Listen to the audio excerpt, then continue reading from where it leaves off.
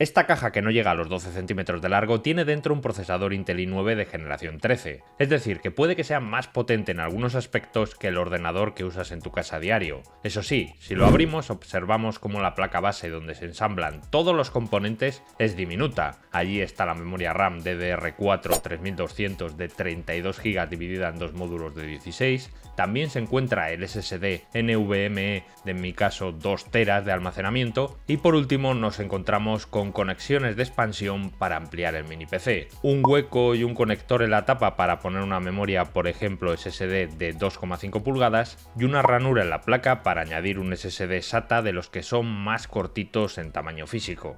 Todo esto en plata se traduce en que aquí en Europa mi versión sale por unos 789 €, pero nos venden unidades más baratas con procesadores un poco más recortados. Por ejemplo, un i5 de la misma generación 13 con 16 de RAM se quedaría por debajo de los 600 €. Por lo tanto, vamos a ver por qué el procesador del mini ordenador que yo tengo es el más caro. Concretamente estamos ante el Intel i9 13900H. Si buscamos información en la página web oficial de Intel, nos topamos con que tenemos la friolera de 14 núcleos físicos divididos en dos grupos, uno de 6 de máxima potencia y 8 de bajo consumo. Además, la frecuencia turbo de los núcleos top puede llegar hasta los 5,4 GHz. Eso sí, el chip está pensado para el bajo consumo en la movilidad. De hecho, hay portátiles muy caros que podemos comprar ahora mismo que lo utilizan. Y precisamente por ser una CPU para este tipo de ordenadores, no podemos pensar que sea superior a las versiones de escritorio. Fijaos, ahora estoy pasando un famoso test de renderizado al procesador del mini PC chino, que por cierto no os lo he dicho hasta ahora, pero es de la marca Geekom, que lleva ya un tiempo en este mundillo. En el Cinebench R23 por defecto tenemos más de 11.000 puntos en multinúcleo y unos 1.700 puntos con un solo núcleo. Y os digo por defecto porque las marcas pueden ajustar la potencia máxima que sacan sus aparatos. Por ello me he ido a la BIOS para ver si teníamos alguna opción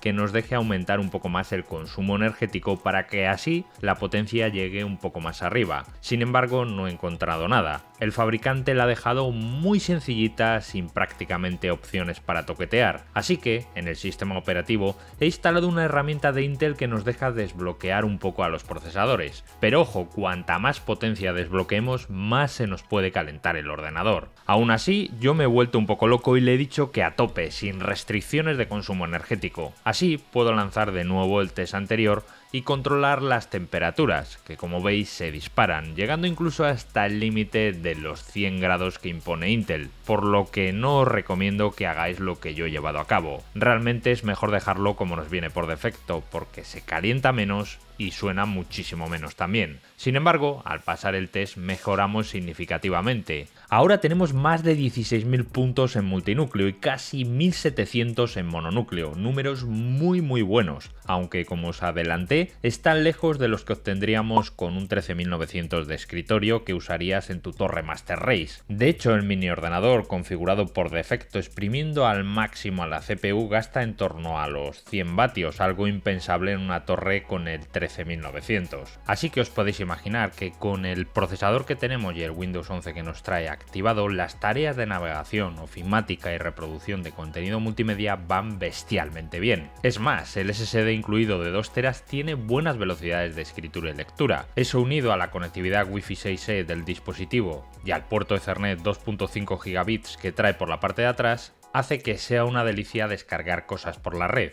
Y hablando de conectividad, me ha parecido que el mini ordenador viene razonablemente bien servido en cuanto a puertos. Mirad, en el frontal, dos USBs 3.2 de generación 2 y un jack para auriculares y micrófono. En un lateral, lector de tarjetas SD y atrás, puerto de carga que es de estos circulares. Me hubiese gustado más un USB-C por ser más universal. Por otro lado, contamos con dos salidas HDMI 2.0, así que podemos sacar como máximo 4K a 60 Hz. También tenemos dos puertos USB 4.0 que permiten conectar incluso monitores 8K, es decir, que el aparato podría gestionar 4 pantallas al mismo tiempo. Luego hay otro puerto USB 3.2, uno 2.0 y finalmente el Ethernet que ya os he mencionado. Además, todo está sobre un cuerpo metálico que da la verdad que buenas vibraciones en términos de construcción. Lo único que debéis tener en cuenta es que, como es lógico, tiene rejillas de ventilación y por esta sale el sonido que emite el ventilador interno tipo turbina que usa para disipar el calor.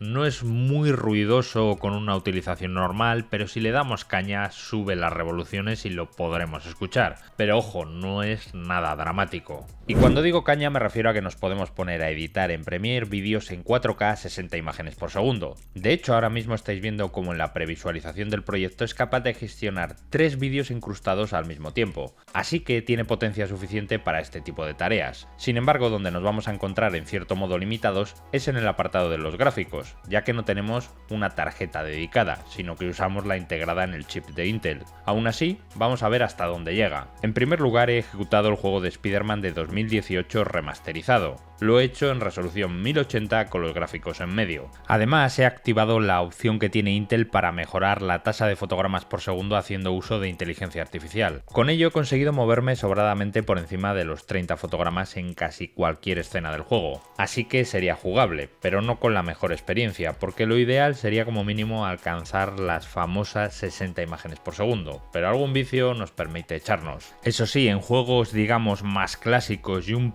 poco menos exigentes nos permite disfrutar de una experiencia francamente buena. Prueba de ello es este mítico juego de rallies llamado Dirt 3, el cual ahora mismo he configurado en resolución 1080 con los gráficos en medio y lo mueve muy por encima de los 100 frames segundo, pero es que incluso si nos vamos a gráficos altos sigue siendo muy fluido. Por lo tanto podemos decir que no es un dispositivo súper puntero para los videojuegos, aunque nos permite bastante jugabilidad, sobre todo como os acabo de mencionar con títulos que no sean ultra exigentes. Es más, también puede ser muy bueno para la emulación de videoconsolas antiguas como la PlayStation 2, la PlayStation 3, Nintendo 64, etcétera, etcétera. Por otro lado, también os tengo que decir que me ha parecido que Intel en esta generación 13 de sus chips nos ofrece ya unos gráficos integrados razonables al estilo de lo que podemos conseguir con mini PCs AMD potentes. Aunque lo ideal si quisiésemos los mejores gráficos sería tratar de aprovechar los USBs 4.0 que tiene por la parte trasera para colocar una gráfica externa con un adaptador de este tipo como el que os pongo en pantalla. Gracias a él podemos enviar toda la información que genera la gráfica al procesador a través del bus USB 4.0.